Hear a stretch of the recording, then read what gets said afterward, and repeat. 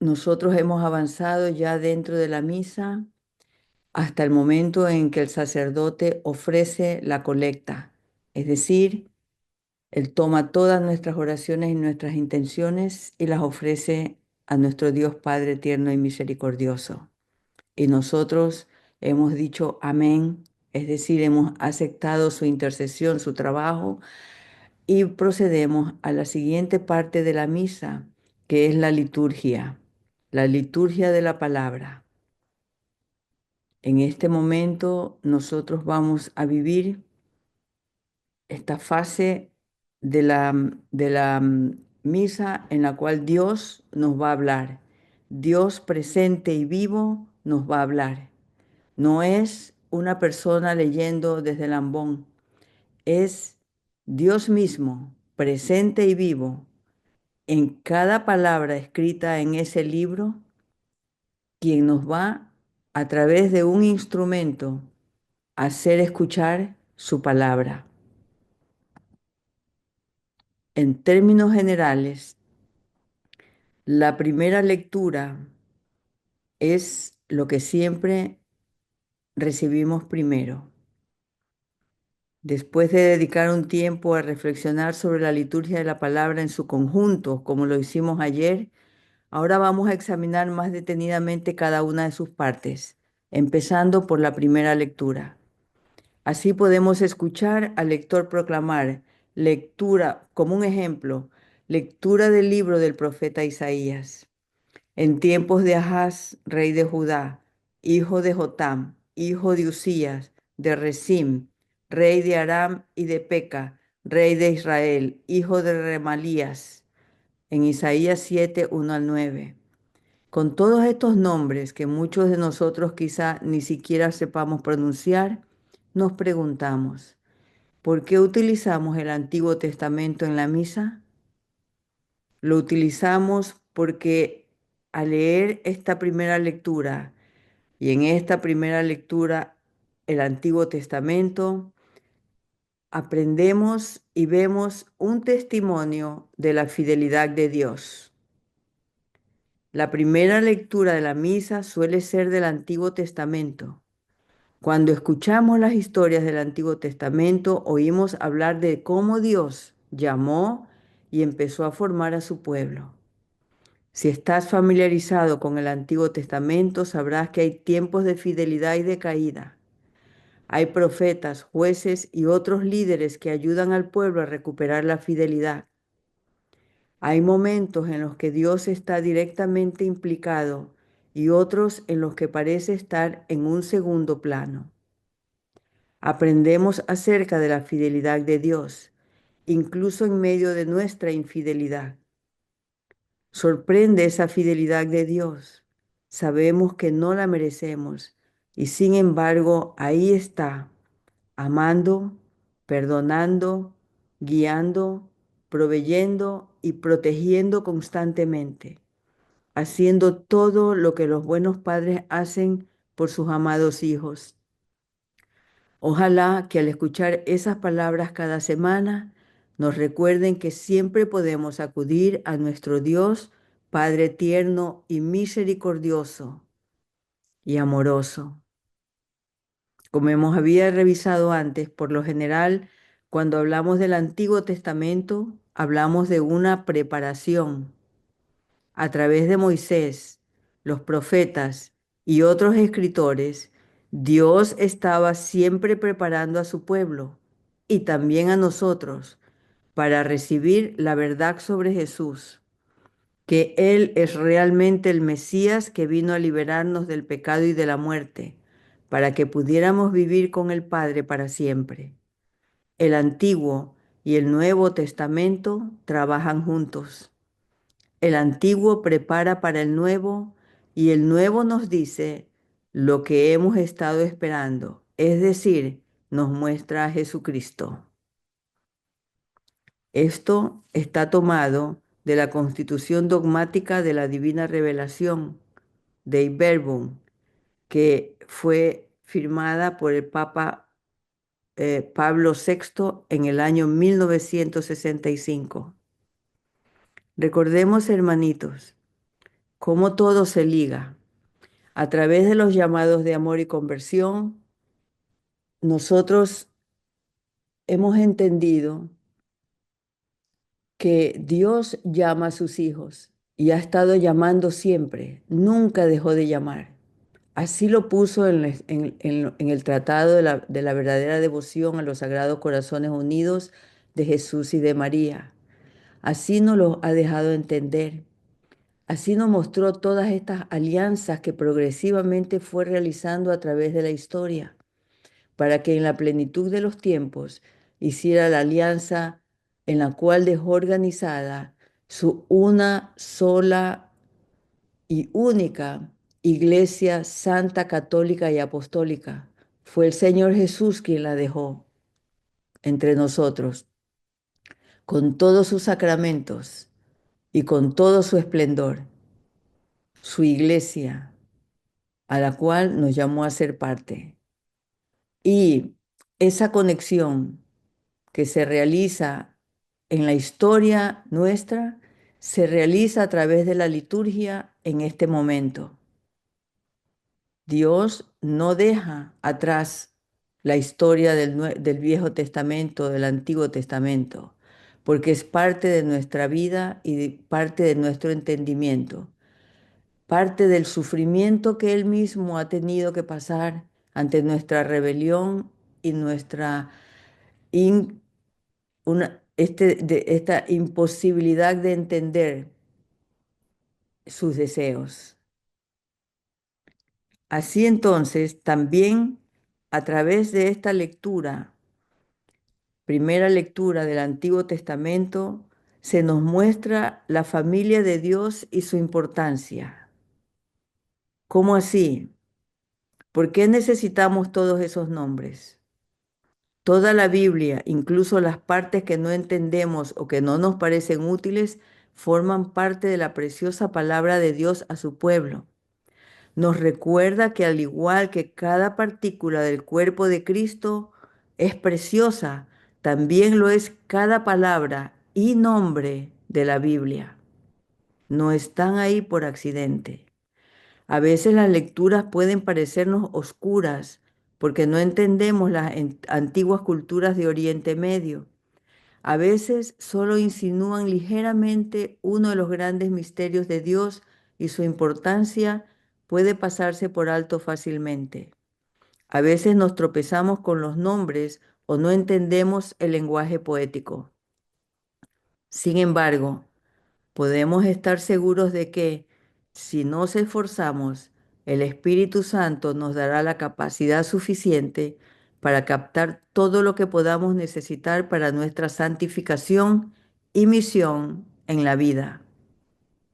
Y aunque lo que hemos leído o escuchado no permanezca en nuestra memoria, la palabra de Dios ha purificado y alimentado nuestras almas. Del libro Comprender la Misa, página 85. Podríamos pensar que los nombres no son tan importantes, pero lo que nos muestran es una cadena continua de personas que están en relación con Dios, una familia continua que el Señor va construyendo a lo largo del tiempo. Del mismo modo que recordamos los nombres de nuestros abuelos y bisabuelos porque forman parte de nuestro árbol genealógico, también recordamos los nombres de estas personas que de algún modo tenían y siguen teniendo un papel importante en el árbol genealógico de Dios. Como enseña la Iglesia, los cristianos deben acoger con veneración estos escritos que expresan un vivo sentido de Dios, que son un depósito de sublimes enseñanzas sobre Dios y de sana sabiduría sobre la vida humana, así como un maravilloso tesoro de oraciones. También en ellos está presente de manera oculta el misterio de nuestra salvación. Una de las cosas más significativas del Antiguo Testamento es que Dios nos enseña poco a poco. Siempre hay una historia que acompaña a lo que oímos. Siempre hay una explicación poco a poco de lo que Dios intenta decirnos. El Antiguo Testamento no son solo nombres extraños e historias largas con algunas canciones y poesía mezcladas. Es Dios hablándonos y diciéndonos poco a poco, acércate un poco más. Por favor, conóceme. En mí encontrarás la felicidad. Quiero cuidar de ti. Enviaré al Mesías para salvarte. Soy tu Padre tierno y misericordioso. Reflexionemos.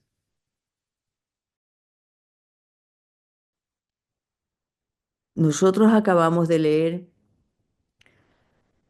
la genealogía del Señor Jesús. Nuevamente, una larga lista de nombres a los cuales algunos conocemos y otros no conocemos. Pero realmente, cuando llegamos a este momento y escuchamos esta historia, esta lectura, nos suena un poco aburrido y no le prestamos atención. Pero de ahora en adelante vamos a entender que esa es la historia, como Dios ha trazado su existencia dentro de nosotros y entre nosotros. Y Él la ha dejado ahí escrita porque es importante, porque la familia es importante, porque nuestros antepasados son importantes en nuestra vida. Así, esas son la luz de las ideas sobre el significado de los nombres y la genealogía en el Antiguo Testamento. Así como en Mateo, volvemos a examinar la genealogía de Jesús. Recordemos lo que sabemos de las personas cuyos nombres aparecen en esta lista. Recordemos lo que sabemos sobre algunas de las personas cuyos nombres están ahí. Y aunque los nombres no los reconozcamos, hagamos una pausa e invitemos al Señor a que nos ayude a ver con más claridad cómo realiza su obra a través de hombres y mujeres a lo largo de la historia de la salvación. Todos tenemos un árbol genealógico. Está escrito o visual y es nuestra propia herencia. Si no es así, considera la posibilidad de elaborar uno para ti o para tu familia. Dedica tiempo a orar en acción de gracias por la presencia de Dios a través de tu genealogía. Y muy importante, pide por aquellos en tu linaje que necesiten sanación o misericordia, porque todo lo que ellos cometieron en error, todo lo bueno que ellos hicieron repercute directamente sobre nosotros mismos. Esto es lo importante de la primera lectura.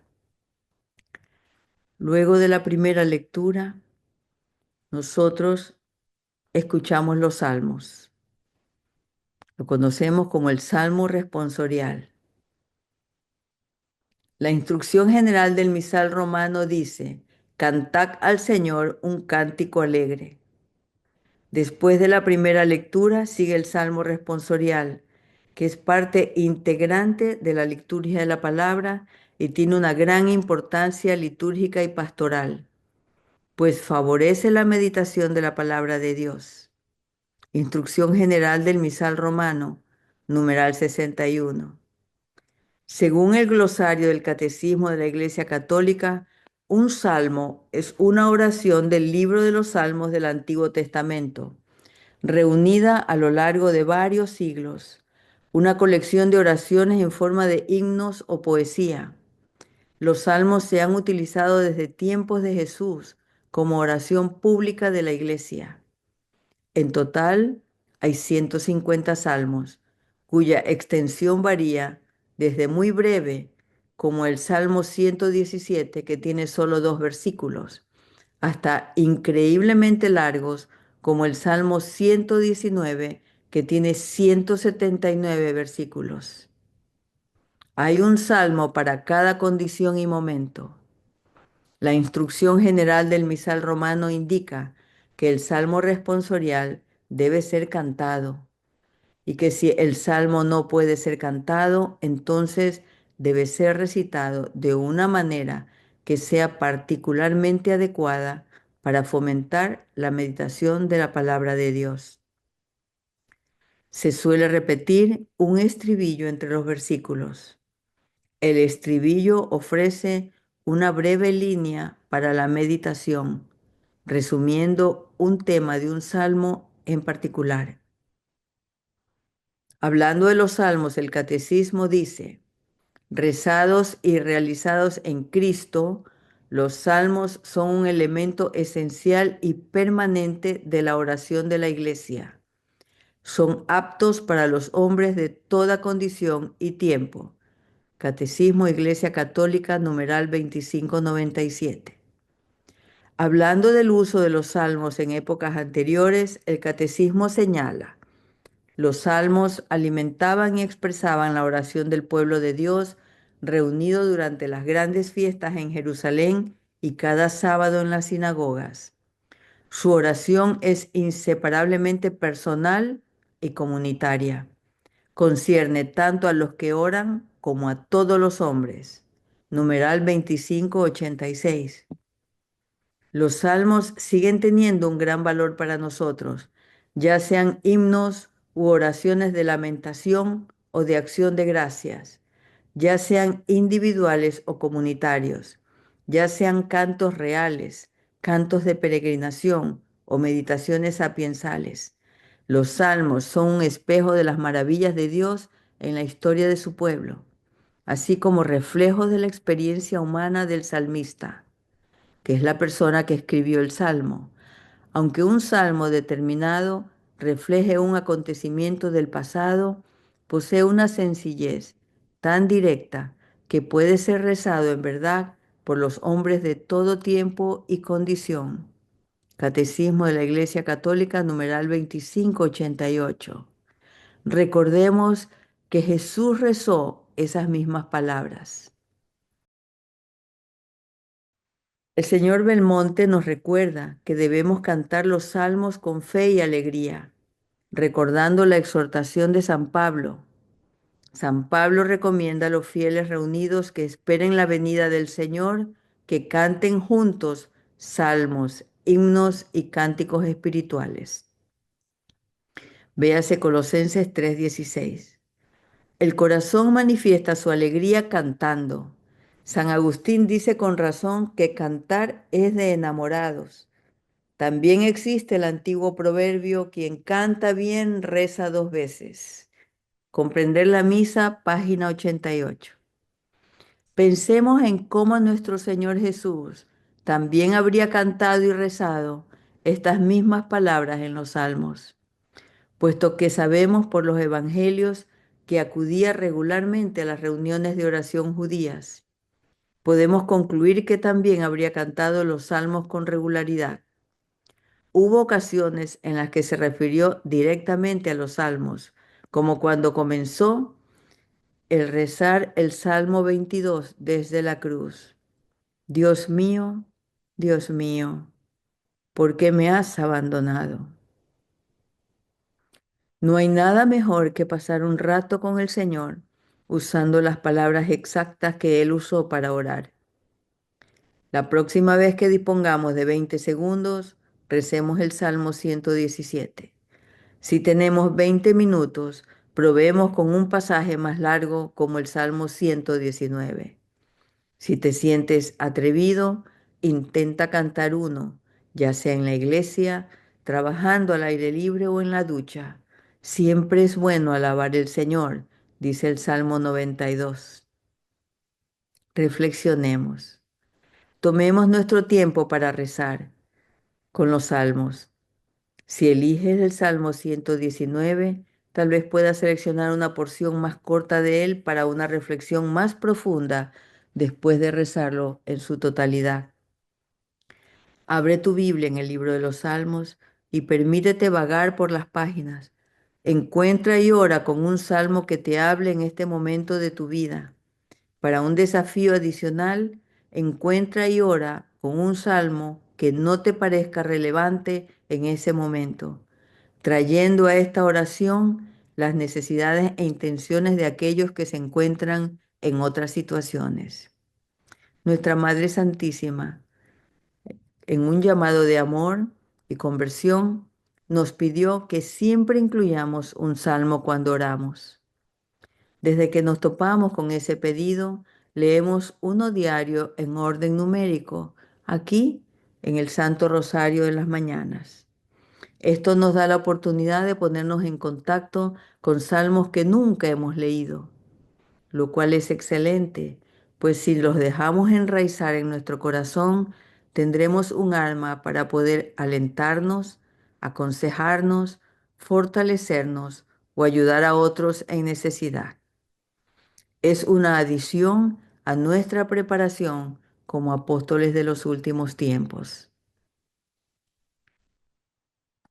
Bien, pues el siguiente paso es la segunda lectura.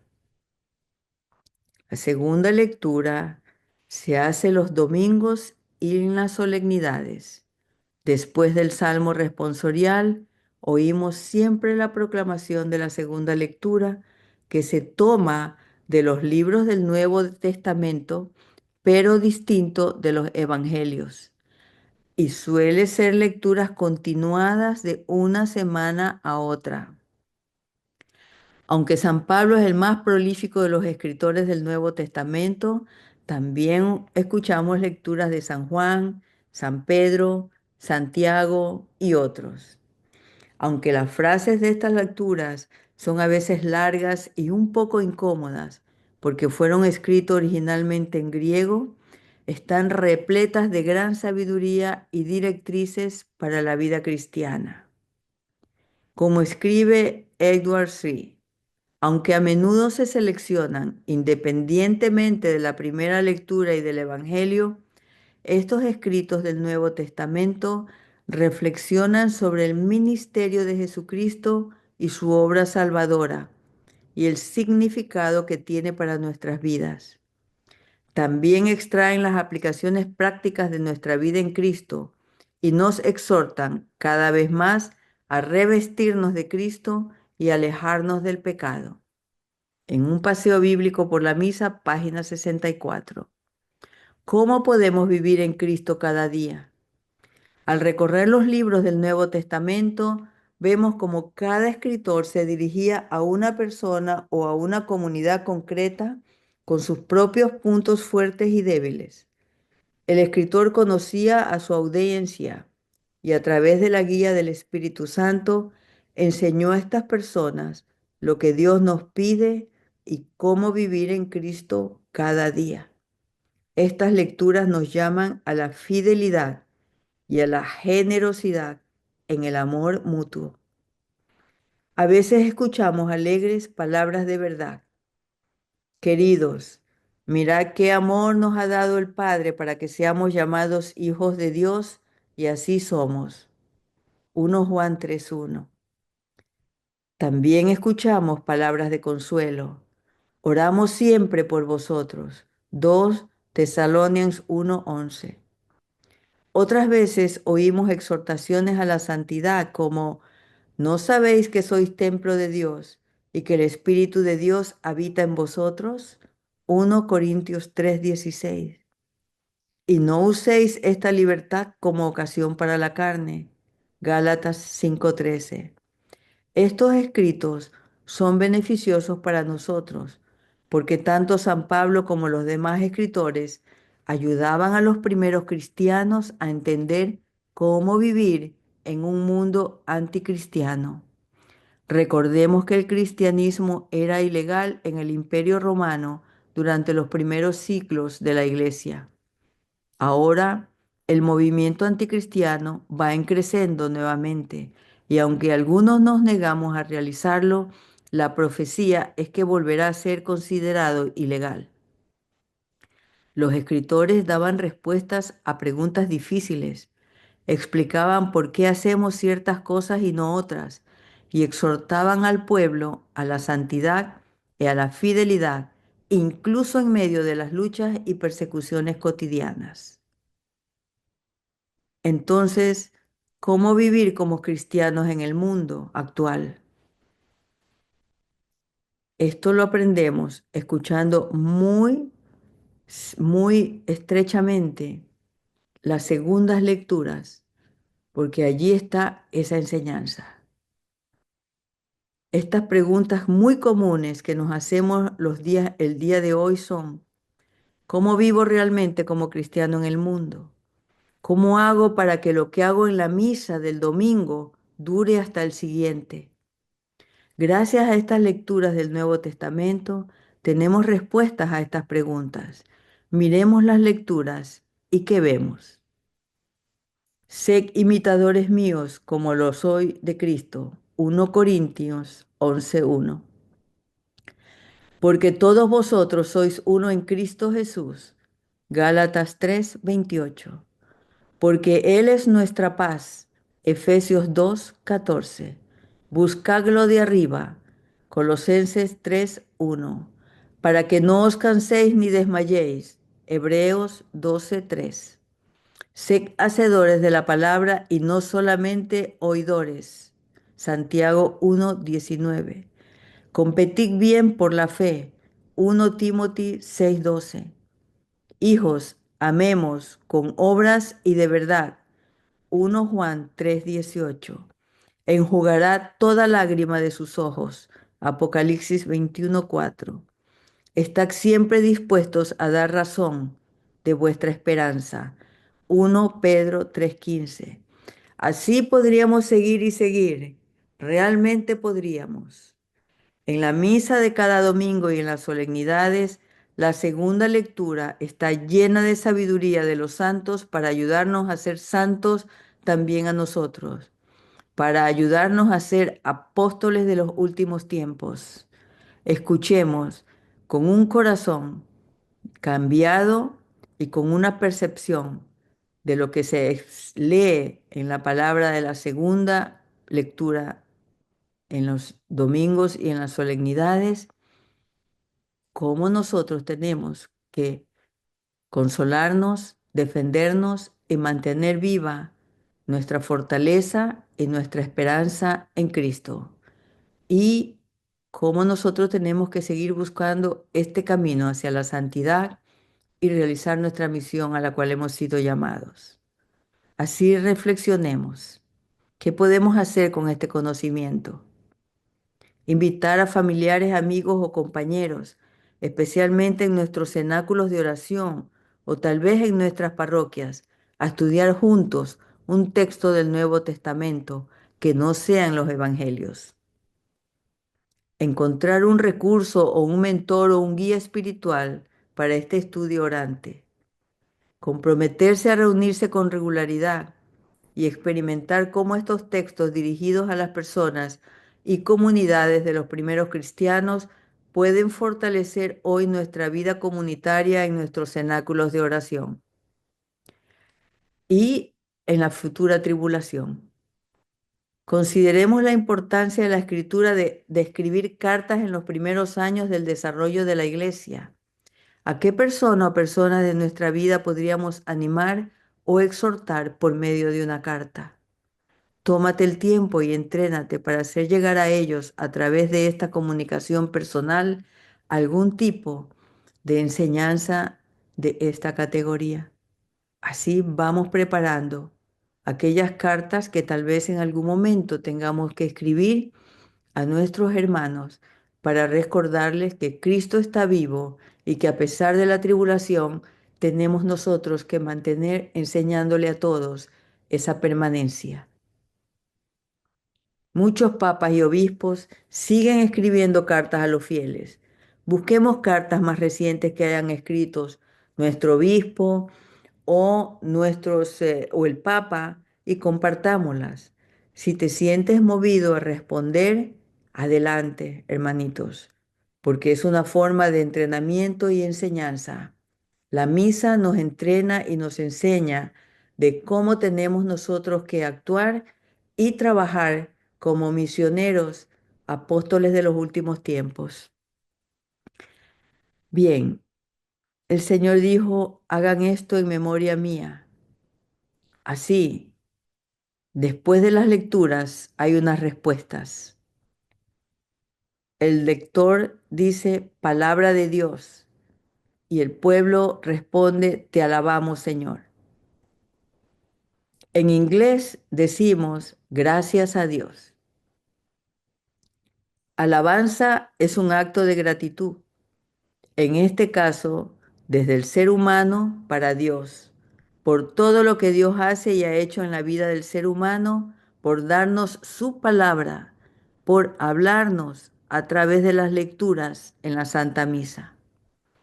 Después de la primera y segunda lectura en la misa, tenemos esta declaración familiar y la respuesta de la congregación. Como enseña el estudio de la misa de la diócesis de Peoria, al final de la lectura, el lector anuncia palabra del Señor, que es un testimonio de nuestra fe en la palabra inspirada de Dios en la Sagrada Escritura. Así nosotros mostramos de inmediato nuestra gratitud y respondemos, te alabamos, Señor. Agradecemos que Dios se nos haya revelado y que siga hablándonos, porque Dios nos habla mucho más que un simple procedimiento operativo estándar. Estos pequeños diálogos son realmente poderosas afirmaciones de lo que está sucediendo durante la liturgia de la palabra.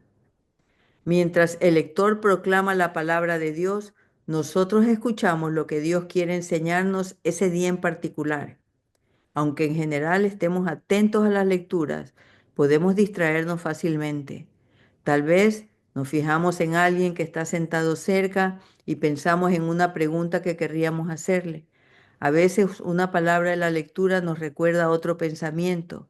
Tal vez nos ruge el estómago y empezamos a pensar en cuál será nuestra próxima comida. En cualquier caso, al final de la lectura, el lector nos ayuda a retomar el camino si nos hemos extraviado. El lector dice, palabra del Señor, como si dijera, por si lo has olvidado o no te has dado cuenta, el Señor, Dios del cielo y de la tierra, acaba de hablarte. Es realmente asombroso detenerse a pensarlo. Dios nos habla a nosotros, su pueblo, a través de las lecturas de la misa. Y nuestra respuesta es, te alabamos, Señor. Reconoce que Dios está hablando realmente a su pueblo a través de la lectura bíblica que acabamos de escuchar y que nos reconocemos bendecidos por oír esas palabras. Adoptar el hábito de dirigirnos a Dios con gratitud también puede sernos de gran ayuda en nuestra vida diaria. En medio de nuestras vidas es fácil que nuestros corazones se vuelvan hacia adentro, como cuando pensamos en lo que nos hace felices o en lo que nos gustaría cenar. En situaciones más serias, cuando caemos en pecado, nos volvemos hacia adentro de una manera que aleja nuestra visión de Dios y de los demás.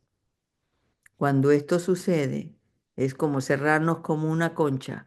Podemos caer en el egoísmo y en comportamientos egoístas. También podemos perder oportunidades de caridad porque no reconocemos lo bueno de la gente que nos rodea. Así que practicar el agradecimiento en estas situaciones hace un cambio en nuestra vida y genera una transformación. La gracia de los sacramentos nos ayuda a fortalecernos. El agradecimiento y la alabanza son un gran remedio que ayuda a dar un vuelco a nuestros corazones cuando reconocemos las bendiciones que nos han venido de Dios y de los demás. Estar agradecidos puede ser como darnos un reset, un reempezar y ayudarnos una vez más a ver y a apreciar los dones que Dios nos ha dado y el bien que podemos ver en los demás. Vislumbramos la sabiduría que hay detrás de nuestra respuesta a las lecturas de la misa. Adoptar el hábito de dar gracias y alabar a Dios con regularidad nos ayuda a mantener el corazón sano y en buen camino. Este diálogo no solo nos ayuda a reconocer a Dios y darle gracias por las escrituras, sino que también puede ayudarnos a estar en sintonía con lo que estamos haciendo en la misa. Como sabrás, la propia palabra Eucaristía significa acción de gracias. En la misa nos unimos a Cristo en el sacrificio perfecto de alabanza a Dios Padre. Como pueblo de Dios, también nosotros nos unimos en alabanza agradecida, reconociendo el amor de Cristo y nuestra invitación a compartir ese amor. Muy apropiadamente, después de la segunda lectura y la respuesta, alabaremos juntos a Dios en preparación para el Evangelio mientras cantamos el Aleluya. Y terminamos con nuestra reflexión. Pensemos en algunos pasajes de las Escrituras que proclaman gracias sean dadas a Dios. Por ejemplo, Romanos 7:25, 1 Corintios 15:57, 2 Corintios 9:15 y hay muchos más. Comparemos los motivos de acción de gracias de San Pablo con tus propios motivos de gratitud y consideremos la posibilidad de añadir gracias sean dadas a Dios a tus formas públicas de expresar alegría y gratitud en la vida diaria. Podemos escoger los salmos de gratitud 105, 106, 107, 118, 136, entre otros, que comienzan invitándonos a dar gracias al Señor. Prueba a comenzar tu próximo momento de oración con una acción de gracias a Dios. Así como hoy también cerramos nuestro rezo del Santo Rosario dando gracias por la oportunidad de haber estado juntos haciéndolo. También al inicio. Y todas estas enseñanzas que se derivan de vivir la misa a plenitud. Bien, hermanos, con esto terminamos nuestra revisión el día de hoy. Y pues mañana vamos a entrar ya a revisar el contenido de Aleluya y el Evangelio en pleno, que es escuchar a Cristo en su palabra, directamente hablando a nosotros, vivo y eterno en este Evangelio que Él dejó sembrado para que nosotros los vivamos día a día y para que nosotros de Él aprendamos y sigamos el camino señalado. Bien, cualquier pregunta, pues aquí estamos.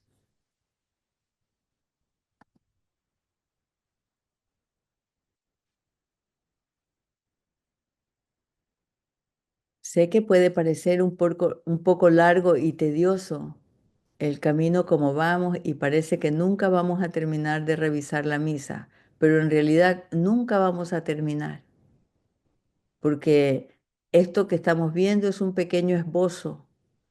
En realidad hay tantos y tantos aprendizajes que realizar dentro de ella que no terminaríamos nunca. Por eso la misa es eterna y el sacrificio eucarístico es el culmen de lo que Dios nos dejó en este mundo en su plan de salvación. Nunca dejaremos de vivirla, nunca dejaremos de aprender de ella, porque la misa cada día y cada vez, aunque se repiten las mismas lecturas, los mismos salmos, y sea el mismo sacerdote que repite la misma homilía, no es igual en el tiempo y en el espacio, porque nosotros estamos en un periodo de transformación completa, general, buscando a Dios y la santidad. Y de acuerdo a la escala en que vamos llevando, todo se va transformando. Dentro de la iluminación de la luz divina, todo se va tornando a otro nivel. Y todo nuestro entendimiento se cambia y se desplaza, siendo cada vez más grande la alegría, siendo cada vez más grande la paz. Bien, hermanitos, con paz y alegría nos despedimos hoy de esta enseñanza. Continuaremos mañana con la liturgia del Evangelio. Les doy muy buen día a todos y la bendición que nuestra Madre Santísima siempre nos da. La compartimos ahora para que bajo su manto nosotros sigamos caminando el día de hoy, protegidos y como bebés, pero también audaces y valientes en entender nuestra misión y en prepararnos para ella. Paz y alegría en Jesús y María. En el nombre del Padre, y del Hijo, y del Espíritu Santo. Amén. Paz y alegría, hermanitos. Bendiciones. Amén. Bendiciones, hermanito.